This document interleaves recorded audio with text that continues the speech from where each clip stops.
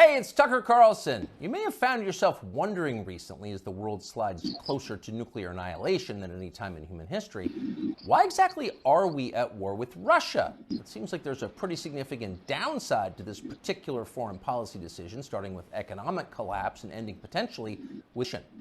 So is there a good reason we're doing it? So many innocent young people have been killed. So many hundreds of billions of dollars have been wasted, some of them from the U.S. Treasury. So what's the point?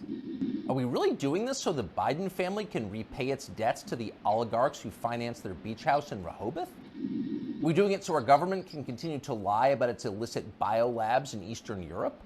So that flabby losers like Toria Nuland and Tony Blinken can feel like they're doing something important with their sad, empty lives? Really? Honestly, there's got to be a better reason for waging this, the most pointless war of all. What is it? Well, thankfully, we have an answer. The war against Russia, ladies and gentlemen, the war against Putin and for Ukraine is, in fact, a war for democracy. Watch and recall the motive. The president has said many times we're focused on what we can do to support Ukraine's effort to fight for their democracy. Democracy must prevail. The Ukrainian people are fighting the fight for their democracy, and in doing so, for ours as well. Assisting and helping Ukraine win this fight for democracy and freedom. And of course, Ukrainian President Zelensky understands that what's at stake in Ukraine is bigger than just his nation. It is literally a battle for freedom and democracy themselves. They are showing the world what an existential fight for democracy looks like. President Zelensky and the Ukrainians have changed the course of history for the better, and we unequivocally are with the Ukrainian people in their fight to remain a sovereign democracy.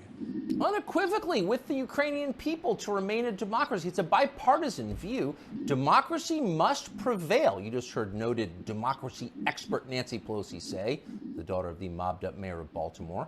As Pelosi puts it, the Ukrainian people are fighting the fight for their democracy and for ours as well.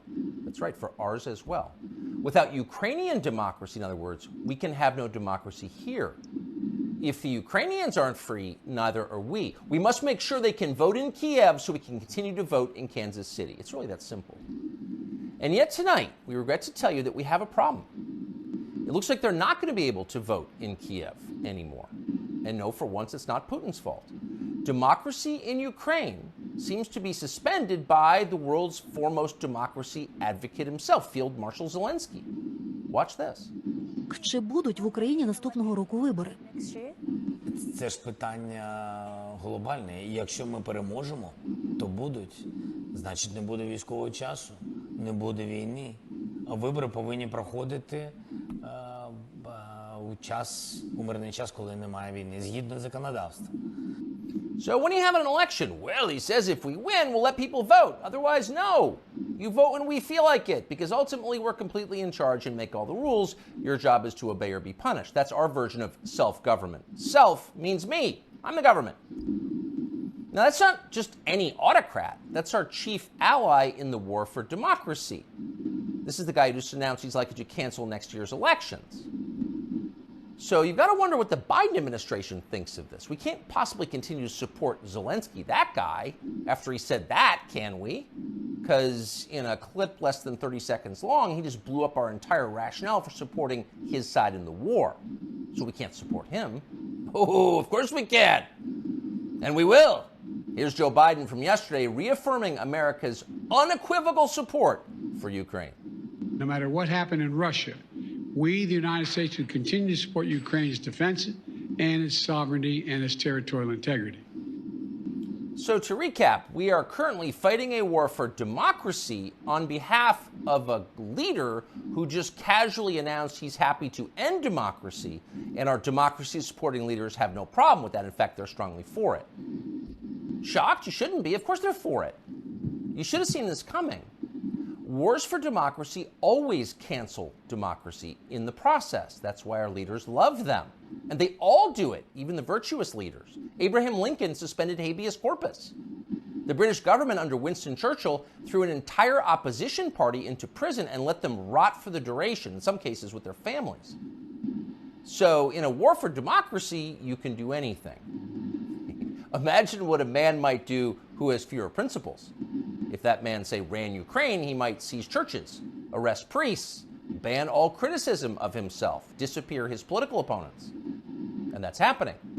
Just last month, Zelensky threw a man called Gonzalo Lira into prison indefinitely for the crime of daring to write about the Ukrainian government in unflattering ways. Now, what's interesting, what separates this from other such cases, is that Lira is an American citizen. So Joe Biden, who is quite a bit of SWAT, as they say in Ukraine, could have freed Gonzalo Lira within hours. But he didn't. He didn't want to. He didn't say a word about it. He remains in prison tonight. So that makes you wonder, what's the real motive here? When normal people see war, they see death and destruction, sadness and suffering. But that's not what demagogues see. They understand it differently. They know that war means power, mostly for them. During wartime, everything they do can be justified. War is the gravest of all emergencies. Imagine the COVID lockdowns times 1,000 plus drones. Once war breaks out, politicians become gods with the power of life and death. So in a peaceful democracy, you have to debate your political opponents in public, and that's tiresome. But in a war for democracy, you can just throw them in jail or have them executed.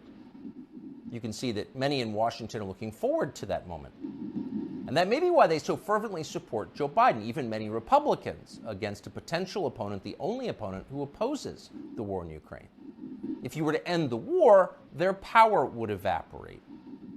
Last week, a whistleblower produced WhatsApp messages from Hunter Biden proving that, at the very least, his father knew about his influence peddling businesses abroad and probably participated in them. Quote, "I'm sitting here with my father," Hunter Biden wrote to his Chinese partners demanding money. As much as anything reported about the Bidens over the last several years, this was the smoking gun. There it is, right there, in the message. That would have been enough to cripple a normal president. It would have been more than enough to keep a normal president from running for office again. But it had virtually no effect on Joe Biden. Most media outlets ignored it completely or tried to spin Biden's relationship with his son as some kind of moral victory.